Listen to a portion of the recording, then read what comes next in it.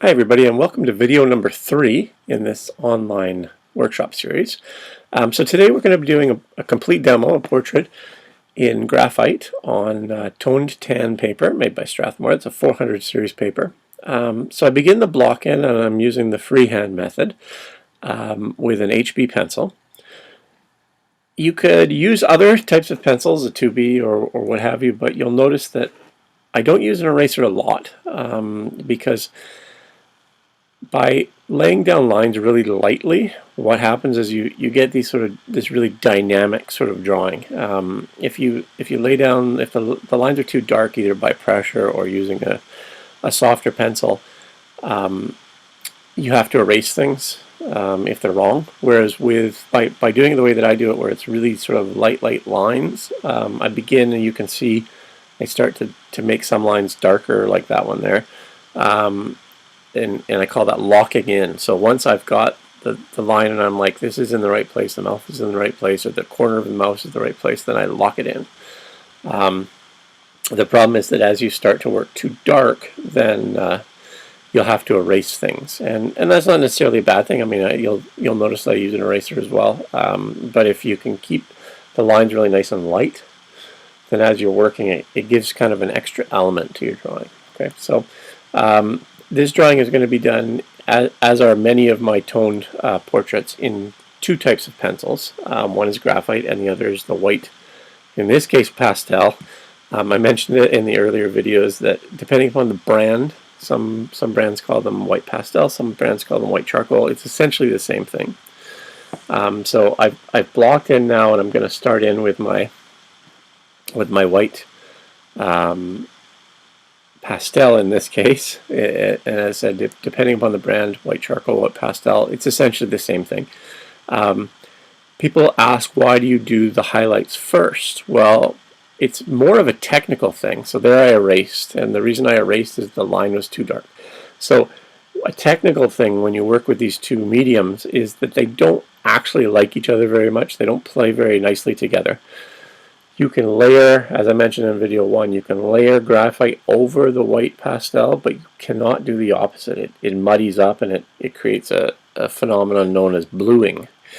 By working with the whites first, you have a fighting chance of making the two to work together. And I know people will say, well, why don't you just use two mediums that work together? The problem is that, to my touch, nothing beats graphite when it comes to details and sharpening and all that kind of stuff. And so, until someone comes up with a white pencil that works well with graphite, the white charcoal, the white pastel is really the best that there is. So now that I've laid in my whites, I'm going to start in with some darker pencils. This is a 2B that I've switched to, I believe, or maybe a 4B even. And I just start to put in some areas of dark, not too much, but enough. And the reason I'm doing this at this point is to establish a value scale. So one of the most important things in a drawing, especially a monochromatic drawing, is to have an even value scale. And what that means is, as you're drawing, you want your darks, the areas that are really dark in a picture. So, for example, the eyeballs, you want those dark areas in the eye to be the darkest part in the drawing. And by establishing values, by looking at other parts of the drawing and saying, okay, this is a middle gray and this is a lighter gray, then you get a sense and you get the overall drawing put in. So rather than working to sort of completion and detail on one area, say the eye or the mouth or whatever, I start to build out some areas of value. So right now I'm putting a bit more detail into these eyes, just to get a sense of value. Now I'm ready to lay in the hair. So I switch to a darker pencil. Okay, this would be an 8B. And I'm just laying down the lines relatively soft. Now here's the trick. This is the one place that I use a tortillon for blending, and that is because I want to get it really nice and dark. And by using that tortillon, especially one that's been used before that already has graphite in it, it gets it really nice and dark, and you get these sort of smooth, dark blacks. Okay. So one thing to notice there is as I'm drawing, I'm really going with the form of the hair, so the direction of the hair. You don't want to go sideways on it. And here's the next trick, which is to use an eraser. In this case, I'm using a click eraser, but you can use a kneaded eraser, whatever. Click eraser is a little bit easier just because it is pointy. But I'm starting to draw with the eraser. Okay? And as you can see, as you lift out those little areas with the eraser, it becomes that much more sort of realistic looking in the hair. People often say to me, how do you get your hair so realistic? Well, it's really about looking, right? I feel like drawing hair is a lot like drawing a forest. You don't draw the individual trees, you draw the shapes. So I'm identifying certain shapes in the hair and starting to darken them and pick out the highlights and what have you. And so now I'm going back into the other parts of the picture to give myself a sense of value. Okay. So now that I've established value in that hair, I can go back in and start to darken out other areas, like the eyes in this case.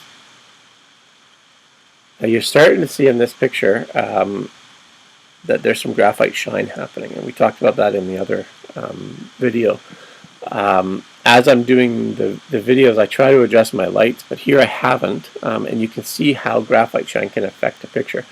There is no way to avoid it, unfortunately. It's one of the downsides of graphite, one of the only downsides of graphite, really, because otherwise it's a pretty great medium. By adjusting your lights, you'll eliminate a lot of it.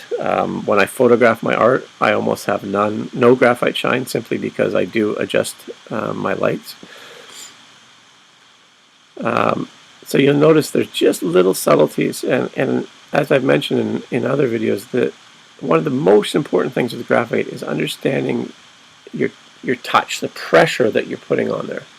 So with the same pencil, you can see I'm applying a really dark shadow under the nose, but I had put just a tiny bit of darkness on the bridge of the eyes there, where it indents just above the nose, right?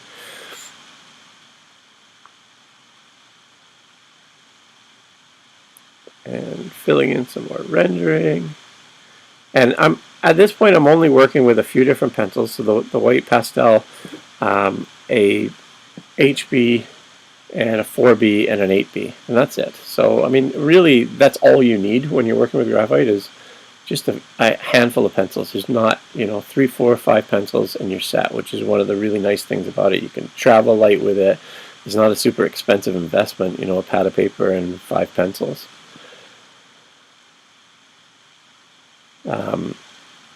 As I start to work on the lips, I always try to remind people, so her name's Alyssa. Alyssa's teeth are not wide open, but the key here is to really keep those transitions of the areas between the teeth, keep them very, very subtle. The areas below the teeth, around the teeth, like the corners of the mouth and those can get very dark. But the areas between the teeth, you don't ever want to outline teeth, right? Now I've zoomed in a little bit here so that I can hopefully, you've only seen part of the drawing, but hopefully the part that you see is a little bit more detailed. So you can see that even though I don't blend in the traditional sense, right, I don't use a tortillon, I do blend with my pencil a lot. And what that means is so here is just one of the very few areas where I'll use a tortillon because I want to get it really dark.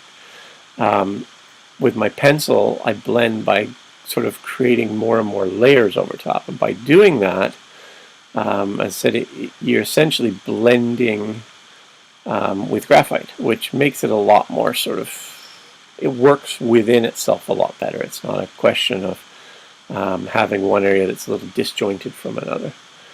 So you can see just a tiny bit of touch there, right? Not a lot at all. And just darkening. There, I'm pulling out a little bit, and when you work with these two mediums together, you do have to use your eraser from time to time, because if you do an area where the graphite's too dark and then you try and put the white pastel over top of it, you'll notice that you'll see it through, and vice versa. So sometimes you have to pick it off. It's the advantage of working on a really nice paper, that you can erase things.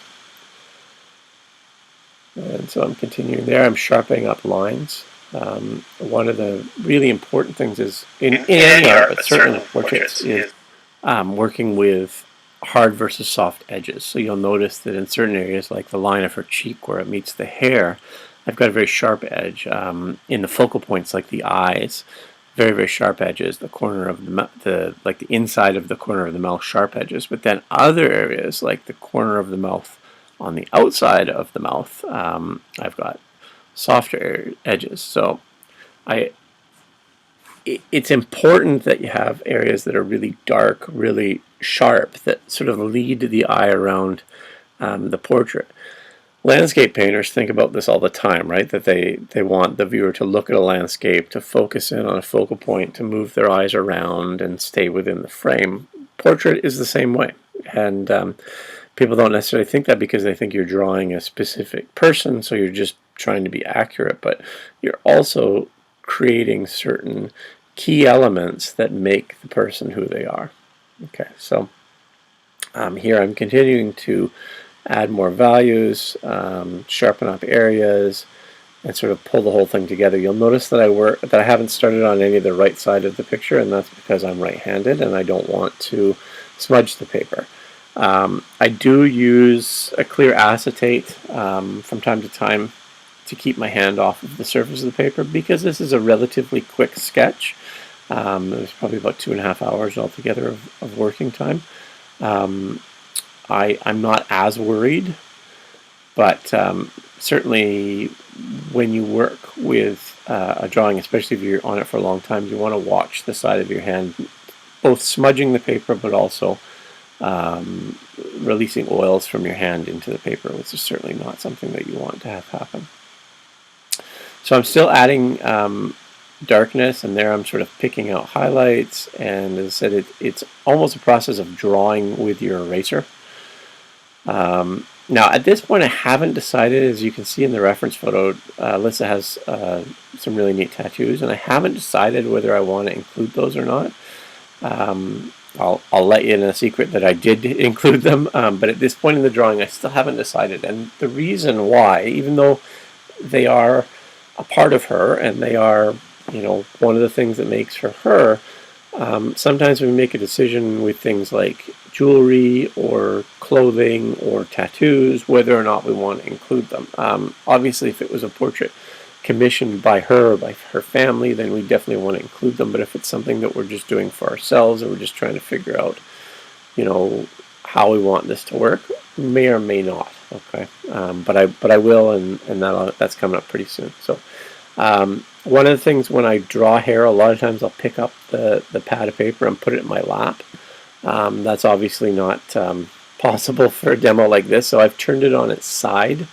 The idea here is simply that by working on the side, it's just a little bit easier for the hand, for the arm, what have you.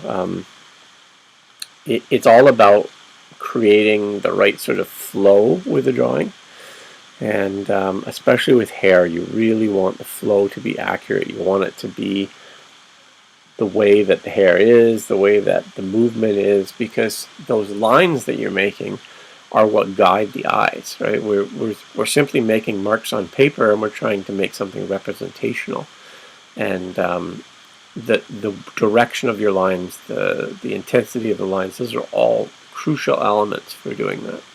So in some of my portraits I put a background in. I'll use Conte or sometimes color erase pencils or whatever. Other times I don't. In this particular one I didn't.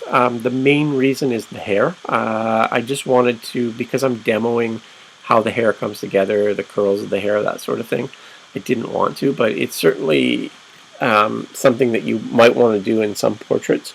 And if you put in a background, just make sure that you put it in before you start putting in those wisps of hair, which are really kind of finishing touch things. As artists, we often want to jump in and do things like eyelashes or whatever, and sometimes from a technical standpoint it's just easier, or better, not easier, but more effective to wait and do it in the right time. Okay, so here I'm picking out some of those highlights. And you can still see most of the drawing's not too bad, but in the hair you can really see the graphite shine. The graphite is considerably darker than what you're seeing there. You can see down at the bottom, like where I'm working, it's darker. That's how dark it is at the top. But because of the way the lights are, that's the brightness, that's the shine that you get from the graphite. When you frame it, you know, if you're going to put it on a wall, you want to try and put it in a way that the light's not hitting the shine. And by using the correct pencils and that, it certainly helps. The drawing board always accentuates it because I've got these two bright lights coming at it at once. But yeah, you can see I'm putting that together. So now I'm trying to decide, and I've decided, okay, yeah, it's Alyssa. She needs her tattoo. So I very, very lightly indicate the skin around the shoulder, because obviously you don't want to do that after you've put in the details of the tattoo. But I get sort of the base. So let's say I wasn't going to do the tattoo, that's where it would be. And now I go over and start to draw that tattoo. Now the tattoo, any tattoos generally, it's all about just keeping things nice and soft. For a couple of reasons. I mean, first of all, tattoos do tend to, you know, you'll see the shine on the shoulder, you'll see the shadow on the shoulder, you'll see all these things through the skin. So if you make a tattoo too jarring or too dark, it won't look accurate. The other thing is, of course, too, even though they are important to her, they are important to making it look like her, they still are only an element of the drawing. The main focal point are the three key features in the face, always, right? The eyes, the nose, the mouth. Now, there may be variations of that. There may be certain features that you personally think are more important, or depending upon the picture that you may think are more important. But they really are the three main key things in a drawing. And anything else that we put in there, whether it's clothing, whether it's tattoo, whether it's an accessory or jewelry, they're all secondary, right? The key to any portrait is going to always be the those three focal points, right? And because that's what makes us us. So now I'm going in and just starting to add the details. I picked out a little bit of where the graphite had been because I wanted to put some white charcoal down. If you're interested, the white charcoal I've been using for a while, so it's in a pencil holder, a pencil extender. I use pencil extenders a lot. They're really great tools. They allow you to use your pencils longer. If you've ever tried to work with a 2 or 3 inch pencil, it's kind of difficult. By using a pencil extender, you can extend the life. So there's my white pastel pencil. It's in a holder. And you'll also notice from time to time you'll see my left hand holding a whole bunch of pencils. That's generally how I work. Some people don't like it because you run the risk of dropping them. My studio floor is actually carpeted, so when I drop pencils, I don't. Sometimes I'll break the tip, but I never damage the insides of the pencil. And so here I'm just, again, building up layers. We're getting into the home stretch of the drawing now. So a lot of it is just layer after layer and working with sort of hatching and building the form of the face, right? Making that face have some volume, and that is accomplished by using a series of hatching. There I went too dark, so I erased a little bit. By using a series of hatching lines that go with the form of the drawing. And it, you know, I've said before, and to my students I often say that, because people will say to me, well, how do you know when the drawing's finished?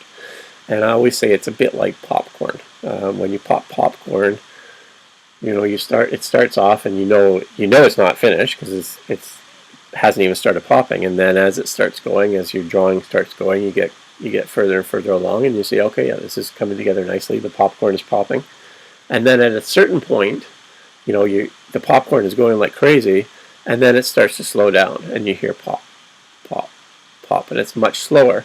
But if you wait for all of the kernels to stop popping, you're going to have burnt popcorn, right?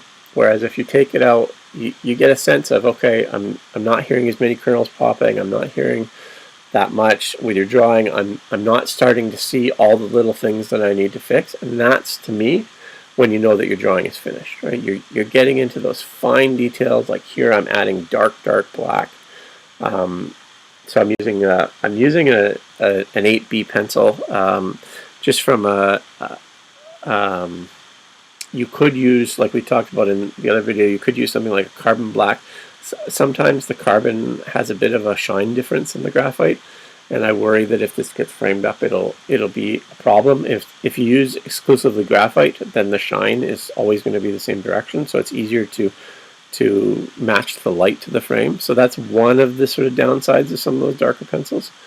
But yeah, I mean, so now I'm sort of scanning the picture, looking around, seeing what areas still need to be adjusted, and in my head I can hear that popcorn maker slowing down, right? The pops are stopping, and I'm starting to realize that, okay, I'm getting to the point where it's time to call it quits, and if I go too much further, then it's going to get overworked, and we don't want that. So right now, just tiny details, finalizing shadows.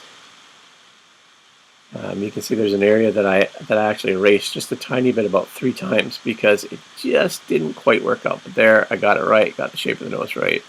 Now I'm confident, and now I'm just erasing a little bit of the graphite so that I can get a nice sharp edge under that shadow.